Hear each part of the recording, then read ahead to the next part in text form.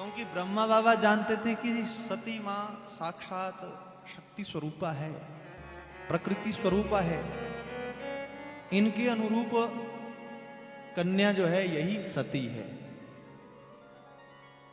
देखो संसार में वर जो होता है वो श्रेष्ठ ही होना चाहिए। बोलिए शंकर भगवान की जय।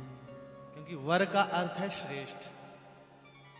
अगर संस्कृत भाषा में आप वर शब्द का अर्थ निकालोगे तो उसका अर्थ निकलेगा श्रेष्ठ। इसलिए वधु और वर, वधु से वर श्रेष्ठ चाहिए। कई बार क्या होता है कि लोग झूठ बोल करके उतना श्रेष्ठ वर नहीं होता जितना बता दिया जाता है, और फिर रिश्ता तो हो गया, शादी भी हो गई, परंतु वो कुछ दिनों तक ही टिकती है। बोलिए शंकर भगवान की जय। कथा से ज्ञान लेना, श्रेष्ठ ही होना चाहिए वर। मुझे तो लगता है कि सुंदर भी कन्या से अधिक हो तो ठीक है। क्यों?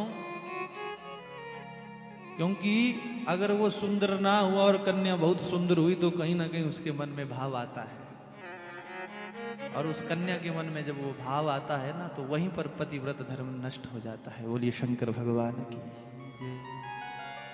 यहां पर तो इतनी सूक्ष्मता से बताया गया है। धर्म तो बहुत सूक्ष्म है ना। अगर किसी धर्म पत्नी अपने पति के बारे में इतना भी सोच लिया कि मैं तो इनसे सुंदर हूं तो भी दोष लगता है। बोलिए शंकर भगवान की। क्यों?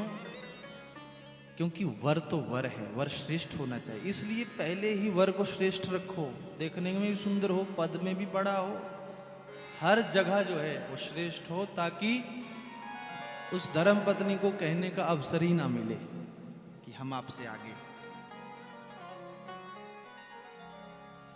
देखो शक्ति के बिना शक्तिमान की कोई कीमत नहीं है, और जो शक्ति को धारण करता है उसमें योग्यता हो उस शक्ति को धारण करने की।